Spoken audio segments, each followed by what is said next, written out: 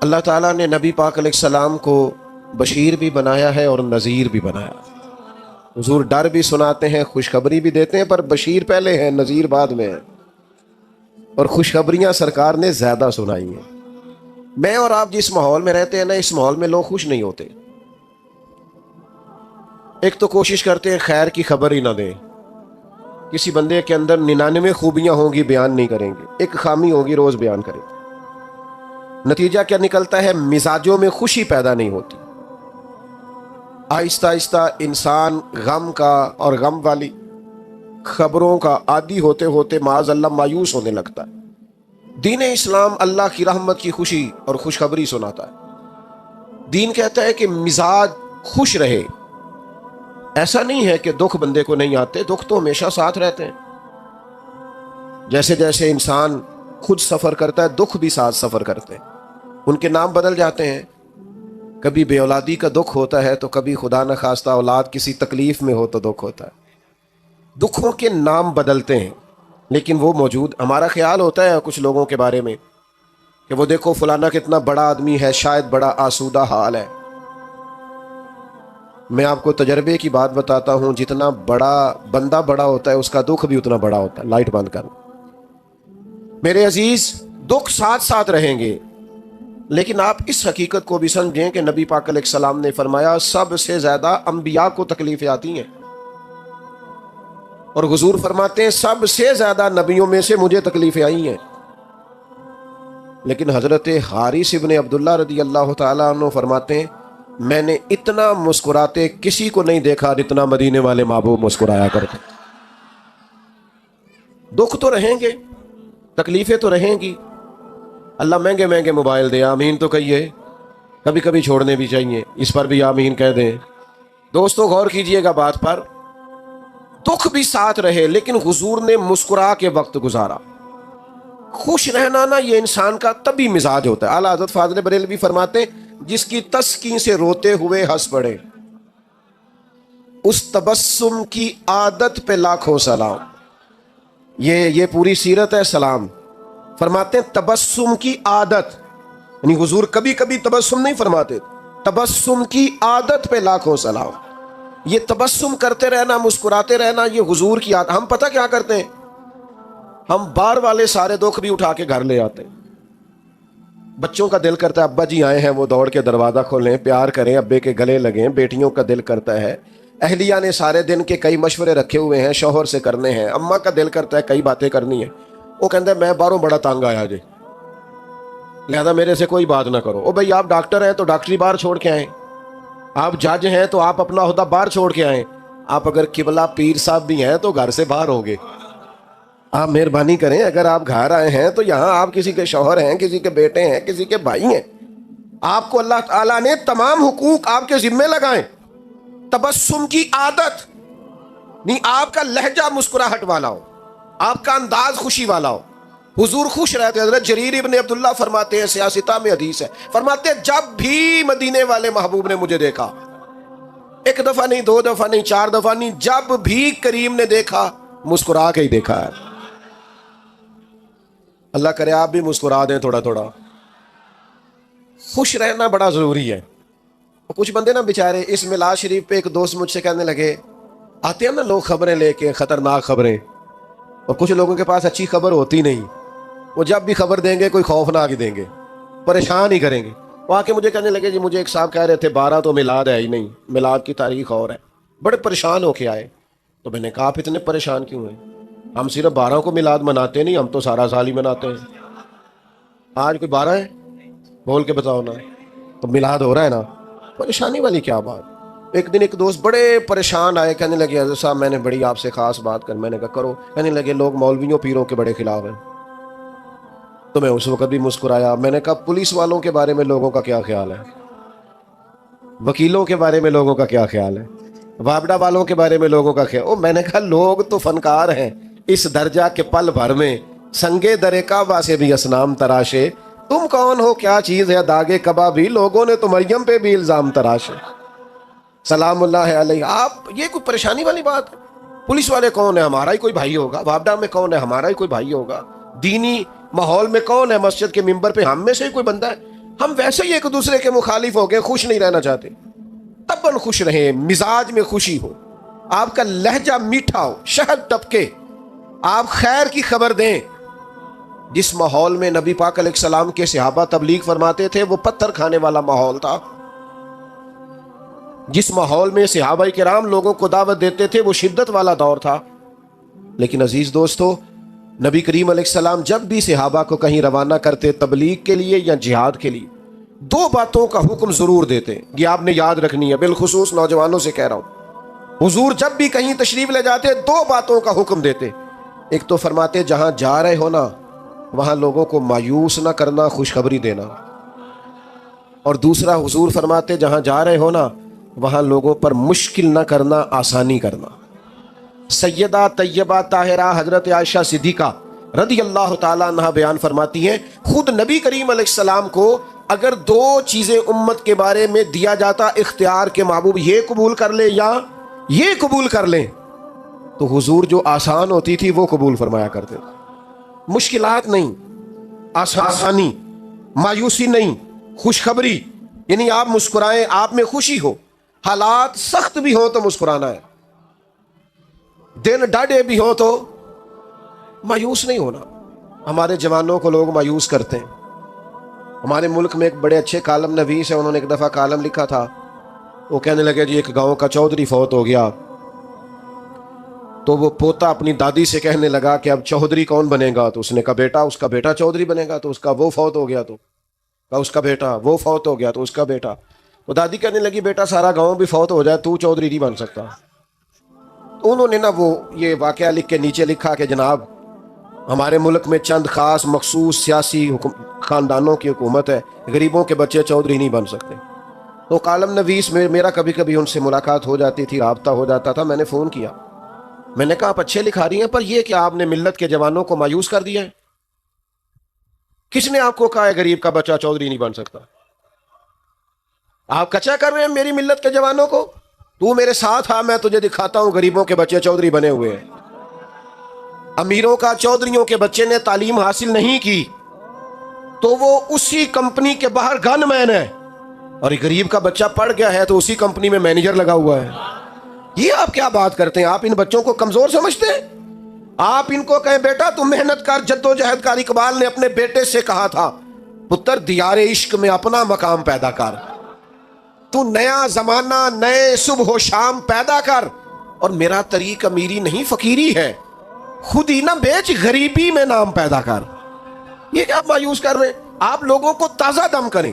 دیکھیں نا بدر والے دن حالات سخت تھے تو صحابہ نے یہ بھی روایت کیا ہے کہ بندے 313 تھے, گھوڑے تھوڑے تھے, تلواریں تھوڑی تھی, زرہیں تھوڑی تھی, لڑائی کا سامان تھوڑا تھا. یہ بھی صحابہ نے روایت کیا ہے. لیکن اس سخت ماحول میں جب سامنے 1000 کے لشکر سے مقابلہ ہے, جنگی ساز و سامان موجود نہیں ہے, اس ماحول میں بھی وہ حضور کی نعت نہیں بھولے. یہ بھی روایت کیا ہے کہ سامان تھوڑا تھا, حالات سخت تھے, پر یہ بھی بتایا ہے, صحیح مسلم میں موجود ہے. حضرت انس بن مالک کہتے ہیں اور جنگ کیا ہونی تھی, حضور نے تو ایک دن پہلے نشانیاں لگا دی تھی, یہاں فلانا کافر مرے گا, یہاں فلانا کافر مرے گا, یہاں فلانا کافر مرے گا. علم غیب رسول کے منکر اس حقیقت کو بھول جاتے ہیں. غیب مانا کہ راز ہے, لیکن راز اپنوں سے کب چھپاتے ہیں. اور کوئی غیب تم سے نہا ہو بھلا جب خدا ہی نہ چھپا رہا. وہ کسی ماحول میں بھی خوشی کی باتوں کو بھولا, ہم نہ خوش نہیں ہوتے. آپ کا نہیں مجھے پتا, آپ شہری لوگ ہیں, میرا تھوڑا دہی خاندان سے تعلق ہے. کچھ بندے ہر شادی کے موقع پہ ناراض ہو جاتے ہیں, ہر خوشی کے موقع پر کوئی نہ کوئی خطرناک بات کر دیتے ہیں. اچھے بھلے سارے لوگ مطمئن ہوتے ہیں, ایک آدھ بندہ ناراض ہو جاتا ہے. تو میں اکثر دوستوں سے کہتا ہوں یہ صرف نہ اپنا وزن بڑھانا چاہ رہا ہے, اگر آپ تھوڑا سا ناراض رہنے دیں گے تو ٹھیک ہو جائے گا. کیونکہ بلا وجہ ناراض ہے نا, کوئی شرعی عذر نہیں, سبب نہیں. سبب ہو تو معافی مانگے, بلا وجہ ہی کوئی عذر نہیں, کوئی وجہ نہیں. اچھا بھلا خیر کا کام ہو رہا ہونا تو کوئی ناراضگی ہو بھی تو ناراض نہیں ہونا چاہیے. اس کا طریقہ ہوتا ہے یار کہ جب سب خوش ہیں تو ہم بھی خوشیوں میں خوش رہیں. لیکن کچھ لوگ تصور خوشی سے آری ہیں. 360 ہڈیاں ڈاکٹر بتاتے ہیں جسم میں ہوتی ہیں, ایک درد کرتی ہونا تو بندہ پوچھتا ہے طبیعت کا کیا حال ہے، کہتے ہیں گھٹنے میں بڑی درد ہے، باقی 359 ٹھیک ہے نا، ان کا بھی تو نام لینا یار. جو ایک صرف درد کرتی ہے اس کا ذکر، یعنی ساری نعمتیں گھر میں ہیں، گھر بھی ہے، صحت بھی ہے، بچے بھی ہیں، تندرستی بھی ہے، گھر بھی کشاد، صرف پیسے کوئی نہیں زیادہ، ضرورت کے ہیں بہت زیادہ نہیں. کیا کریں گے؟ وہ جو چیز نہیں ہے اس کا ذکر کریں گے، اور جو ہے اس کا شکر تو ادا کر. لَإِن شَكَرْتُمْ لَأَزِيدَنَّكُمْ، رب کہتا ہے اگر تو شکر کرے گا تو میں نعمتوں میں اضافہ کر دوں گا. اور یہاں علماء تفسیر نے ایک بات لکھی ہے، وہ کہتے ہیں یہ جو کہا نا اضافہ کر دوں گا، اس کا مطلب ہے پچھلی نعمت محفوظ ہو جائے گی، جبھی تو اضافہ ہوگا، تو پچھلی بھی محفوظ ہوگی اگر شکر. اپنے مزاج کو خوشی والا کریں. وہ حضرت رابعہ بصریہ رحمۃ اللہ علیہا کے محلے کا ایک نوجوان تھا. تو ایک دن اب وہ تھوڑی آبادی ہوتی تھی تو گاؤں میں محلوں میں جو بچے رہتے تھے ان کا پتہ تو ہوتا ہی تھا. اماں جی جانتی تھی اس بچے کو. تو وہ بچہ ایک دن نکلا تو اس نے سر پہ پٹی باندھی ہوئی، آیا بھی گیا بھی 2-4 دفعہ 5 دفعہ گھر سے نکلا تو پٹی بندھی ہوئی. تو اماں جی فرمانے لگی پتر کیا ہوا؟ کہنے لگا سر درد کرتا ہے. فرمانے لگی پہلے تو کبھی پٹی نہیں بندھی. کہنے لگا زندگی میں پہلی دفعہ درد کیا. اماں جی فرمانے لگی عمر کتنی ہوگی؟ کہنے لگا 40-45 سال ہو ہی گئی ہے. فرمانے لگی بیٹا 40 سال رب نے شفا دی، شکر کی ایک پٹی بھی نہیں باندھی، شکر کی ایک پٹی بھی نہیں باندھی، اور آج پہلے دن درد ہوا ہے تو شکوے کی پٹی باندھ کے سارے محلے کو دکھاتا پھرتا ہے. تو شکر کی پٹیاں بھی تو کبھی باندھو نا یار، جو نعمتیں ہیں کبھی ان کا اظہار بھی تو کرو نا. دیکھو نا میرے نبی پاک کا طریقہ کیا ہے. حضرت عائشہ صدیقہ رضی اللہ تعالی عنہ فرماتی ہیں حضور مصلی پہ کھڑے ہو گئے، اتنی دیر کھڑے رہے کہ فجر کی اذان ہو گئی. میں نے قدموں کو دیکھا تو ورم آ گیا تھا. یا رسول اللہ آپ کے صدقے اللہ اگلے پچھلوں کو معاف کرے گا، اتنی مشقت، آپ تو محبوب ہیں اللہ کے. تو فرمایا عائشہ تم نے بتایا ہے نا رب کا انعام بڑا ہے. حضور بڑا انعام ہے. تو فرمایا افلا اکون عبدا شکورا، پھر میں اپنے رب کا شکر گزار بندہ نہ بنوں؟ یہ ساری رات عبادت شکر کے لیے کی ہے. بتائیں کبھی 2 نفل شکر کے پڑھے ہیں؟ کبھی ارادہ کیا ہے شکر کے لیے عبادت کریں؟ ایک دوست تھے میرے پاس، مٹھائی لائے بیٹے کے پیدا ہونے پر. میں نے کہا اللہ آپ کے لیے مبارک کرے بچے کا آنا. کہنے لگے 4 من مٹھائی بانٹی ہے. اس کے دادے کو اللہ نے وسعت دیا تو وہ اتنا خوش ہے، کہتا ہے ابھی اور بانٹنی. میں نے اس کے کان میں کہا، میں نے کہا کوئی 2 نفل بھی پڑھے ہیں؟ کہنے لگا آپ نے اچھی توجہ دلائی ہے، پڑھوں گا. تو میں نے کہا پتر تو رب نے دیا ہے، سجدہ کیا ہی نہیں، ادھر توجہ ہی نہیں کی. اصل جو حق تھا او بھائی مقام شکر پہ کب آؤ؟ کب وہ وقت آئے گا جب ہم کہیں گے کہ ہمارے اوپر رب کا بڑا انعام اور احسان ہے؟ خوش ہونا، خوش رہنا، طبعاً مزاج میں خوشی رکھنا، یہ مسلمان کے لیے ضروری ہے. میرے نبی پاک علیہ السلام کے صحابہ سخت وقتوں میں بھی خوش رہتے تھے. بڑی مشکل جنگ تھی خندق والی جنگ، پوری دنیا کا کفر اکٹھا ہو کے اسلام پر حملہ آور تھا. صحابہ خندق کھود کر جنگ لڑ رہے تھے، پیٹوں پہ پتھر باندھے تھے. اس وقت بھی نبی پاک نے خوشی کی بات کی. جب ایک چٹان نہیں نہ ٹوٹتی تھی تو صحابہ نے کہا حضور توڑ دیں، تو نبی پاک ایک ضرب لگاتے، ساتھ ایک خوشخبری بھی سناتے. فرماتے لو بھائی تمہیں مبارک ہو، انشاءاللہ روم بھی فتح ہو جائے گا. دوسری ضرب لگاتے تو لو بھائی شام بھی فتح ہو جائے گا. تیسری ضرب لگاتے تو فرماتے خوش ہو جاؤ ایران بھی فتح ہو جائے گا. ایک ایک ضرب پہ ایک ایک خوشخبری. نہ اپنے بچوں کو مایوس کرو، نہ آنے والی نسلوں کو مایوس کرو، نہ لوگوں کو پریشان کرو. میرے عزیزو اپنی زندگی کے اندر خوش رہیں. اور سب سے بڑی نعمت ہمارے پاس یہ ہے کہ ہمارے سینے میں ایمان ہے اور ہم مدینے والے رسول کے غلام ہیں. نہ تکلیف دیں جی دوستوں کو. میں پہلے ہی تھوڑی تقریر کرتا ہوں، اگر آپ ایسا کریں گے تو اور تھوڑی ہو جائے گی. آپ کی مہربانی. مجھے میں نے دیکھے نا کتنا زور دے کے کہا تھا بیٹھ جائیں، مجھے پچھلے دوستوں کی تکلیف نظر آ رہی تھی. نہیں آپ نہ بولیں جی، اور نہ کوئی بولے، بٹھانے کے لیے نہ بولیں. بس اب تو بات بھی ختم ہونے لگی ہے. انشاءاللہ کبھی اللہ نے موقع دوبارہ بنایا تو کسی کھلی جگہ بیٹھیں گے انشاءاللہ. آپ توجہ کریں، بس میں اپنا مضمون مکمل کر چکا ہوں. سب سے بڑی خوشی حضور کی تشریف آوری کی خوشی ہے. آپ کو پتہ ہی نہیں کہ انسان کے پاس جو ایمان ہے وہ کتنی بڑی دولت ہے. تھوڑی سی دنیا میں نے دیکھی ہے، دنیا میں گھوم کے دیکھو، پی ایچ ڈی تعلیم ہے، دنیاوی ڈگری پی ایچ ڈی. کئی ملکوں میں کاروبار ہے، پر اس بندے کو اتنی عقل نہیں کہ یہ بت تو میں نے اپنے ہاتھ سے بنایا ہے اور میں اس کے سامنے کھڑا ہوں۔ ہدایت کو بھائی ہم تو سستی بڑے ہیں، وضو غسل کے مسئلے نہیں سیکھتے، ہمیں محنت کر کے ہدایت لینی پڑتی، مشکل تھا۔ دیکھو دنیا میں پڑھے لکھے لوگ کس گمراہی میں وقت گزار رہے ہیں، معاذ اللہ، خدا کا شکر نہیں ادا کرتے۔ اس ماں کی گود میں آنکھ کھلی ہے جس نے پیدا ہوتے ہی محمد عربی کے نام کا کلمہ سنایا ہے۔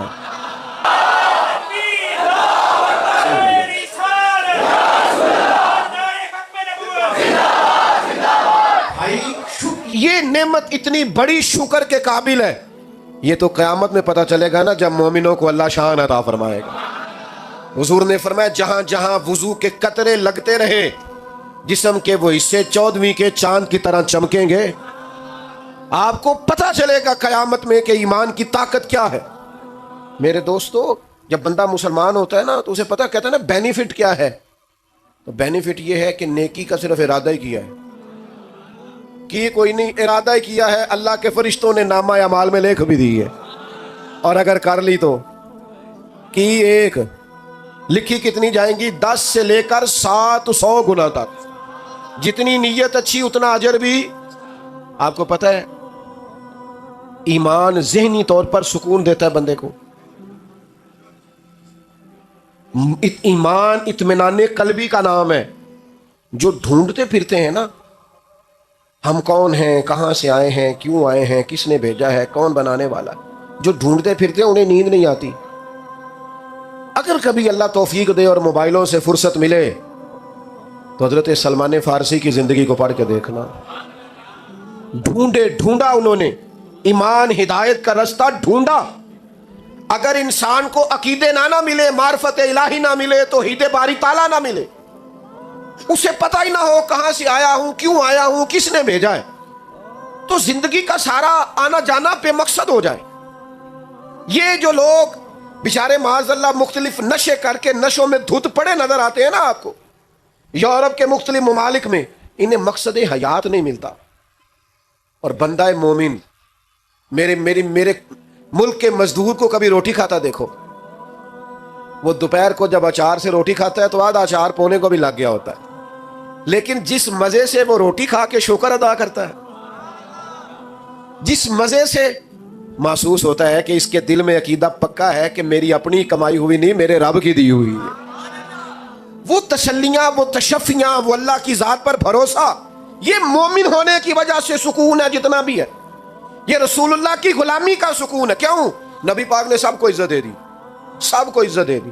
فرمایا جو محنت کر کے روزی کمائے اللہ کا دوست، تو یا رسول اللہ اگر ماڑا ہو تو میری طرف دیکھ رہے ہیں نا آپ، حضور اگر غریب ہو تو فرمایا امیروں سے 500 سال پہلے جنت میں جائے گا۔ حضور نے فرمایا مجھ پر غریب لوگ ایمان لائے، غریبوں نے وقت گزارا، جنت میں جاؤں گا تو آگے پیچھے دائیں بائیں غریب لوگ ہی ہوں گے۔ جب سے دیکھا ہے نا لباس بشری میں تجھے، ہر فرشتے کی یہ خواہش ہے کہ انسان ہو جائے۔ بڑے لوگوں نے غریب ہونا پسند کر لیا تھا، جناب صدیق نے سارا مال قربان کر دیا، حضرت خدیجہ نے سارا قربان، سونے کو غریبی پسند ہے، جیم جان دا کچھ وسا نہیں ہو، جان یار نو دے تے آزاد ہو جا، ایسے دل دے ہیں فساد سارے، دل پر نو دے تے آزاد ہو جا، جے او رکھے آباد تے رو وسدا، جدو کرے برباد ہو جا۔ قربان کر دیا۔ حضور کو جو غریبی پسند ہے تو ہمیں بھی پسند ہے۔ تو یا رسول اللہ اگر کوئی امیر ہو تو صحابہ میں سب سے امیر حضرت عبد الرحمن ابن عوف ہے۔ حضور نے جنت کی بشارت دی ہے۔ اور سنو امیرو، رج مال کماؤ پر دیانتداری سے کمانا، غریبوں کا خیال رکھنا۔ میرے نبی نے جناب عبد الرحمن ابن عوف سب سے امیر تھے، پر حضور نے ایک نماز ان کے پیچھے ادا کی ہے۔ اتنا اعتماد ہے۔ اور حضور نے فرمایا جو تاجر سچ بول کے تجارت کرے، سچا ہو، دیانتدار ہو، قیامت کے دن اللہ اسے نبیوں کے ساتھ جگہ عطا فرمائے گا۔ غریب کو بھی عزت دی، امیر کو بھی عزت دی، استاد کو بھی عزت دی، عالم کو بھی عزت دی، حافظ کو بھی عزت دی۔ کچھ بھی نہیں، صرف مومن ہے، سفید داڑھی ہے، صرف مومن ہے اور داڑھی۔ فرمایا قبر میں جاتا ہے تو رب کہتا ہے فرشتوں اسے عذاب نے دینا، مجھے حیا آتی ہے۔ تیرے بالوں کی عزت، حضرت ابراہیم خلیل کی داڑھی میں سفید بال آیا پہلی دفعہ، پہلے سفید بال نہیں تھا، عرض کی مالک یہ کیا ہے؟ فرمایا ابراہیم یہ تیری عزت ہے، یہ عزت دی ہے تجھے، سفید بال تو عزت ہے، یہ مرتبہ ہے، یہ مقام ہے۔ حضور نے ہر ایک کو عزت دی، ہر ایک ماں کے قدموں نیچے جنت رکھ دی۔ فرمایا تم میں سب سے بہتر وہ ہے جس کا اخلاق اپنے گھر والوں کے لیے بہتر، بیوی کے لیے۔ بیوی کو پتہ ہے حضور نے کیا درجہ دیا؟ فرمایا جس نے نکاح کر لیا ایمان محفوظ کر لیا۔ اس اینگل سے کبھی بیوی کا مقام سمجھنا جو تیرے ایمان کے محفوظ ہونے کا ذریعہ بن گئی ہے، اس کا درجہ سمجھو کیا ہے۔ اور بہن اور بیٹی، فرمایا جس کے حصے میں 2 بیٹیاں 4 بیٹیاں آ گئی، یا باپ چلا گیا تھا تو بہنیں جس کے حصے میں آئیں، ان سے اچھا سلوک کیا، اچھی تعلیم دے کے رخصت کر دیا۔ فرمایا جس طرح میری 2 انگلیاں جڑی ہوئی ہیں میرے ساتھ جڑ کے جنت میں جائے گا۔ یہ ایمان ہے جو آپ کو ہر کام کو دین بنا دے گا، آپ کے ہر کام کو۔ وہ بعض لوگ کہتے ہیں جی میں تو دنیا دار ہوں، میں نے کہا مومن تو دنیا دار ہوتا ہی نہیں، روزی کمانا کوئی دنیا داری ہے، بچے پالنا کوئی دنیا داری ہے، یہ تو سارا دین ہے۔